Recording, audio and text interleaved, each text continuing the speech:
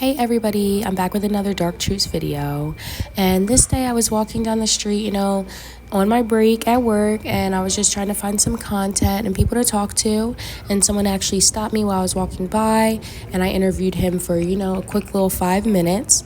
As I said, I had to get back to work. He was very polite, very nice, and I wanted to share the interview with you guys.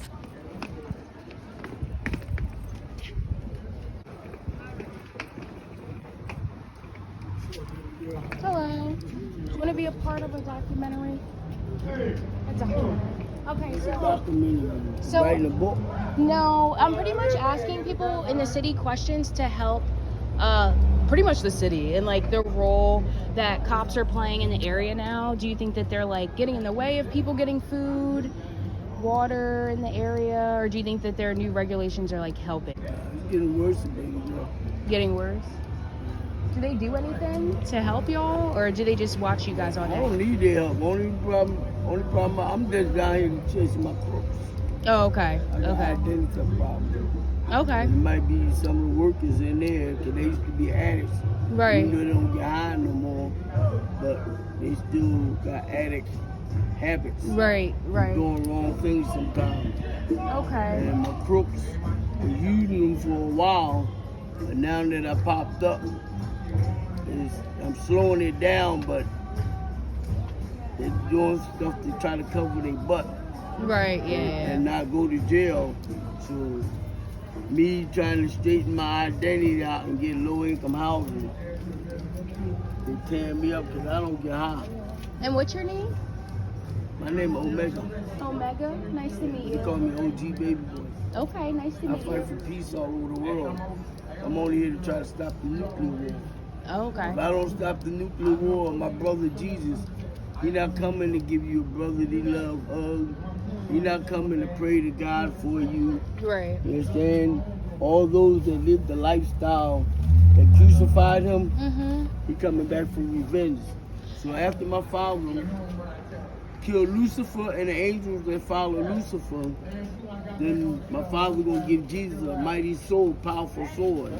And he gonna wipe out all evil. How long have you lived in Philly? Me, I've been Philly all my life. All your life? Gotcha. And have you lived in this area or like all around? Like north? I mean, I've lived in a lot of places. I ain't never lived in Kensington, but Okay. I'm only down here trying to get my identity back. But Okay. I'm just making it worse because the ones I'm using to help me might be still helping my crooks that was using my food, Exactly, that yeah. was using my name. You just can't be sure. Hey everybody, so I wanted to jump on here and kind of clarify what Omega was saying. I know it sounded like he was rambling a little bit, and he was. But there is a huge ID issue in Philly, in Kensington. A lot of those people, they don't have IDs, they don't have socials, birth certificates. So when their families try to find them, when people try to find them, we cannot locate them. There is a fraud issue. So people are stealing other people's identity, using their social, using their name, using their cards, because, they all have that addict mentality of, it's fight or flight. It's like Red was saying in the one interview, it's all animalistic instincts. So what Omega was saying was very valid, and he has been a victim of that. Now, he was very confusing because, he did ramble a little bit, but he was coherent. He knew what was going on. He was very aware, so I think he was dealing with a mental diagnosis or some type of psychosis, and that's fine. He literally was very pleasant to talk to. None of that bothers me whatsoever. We all a little crazy, okay? But he was very polite.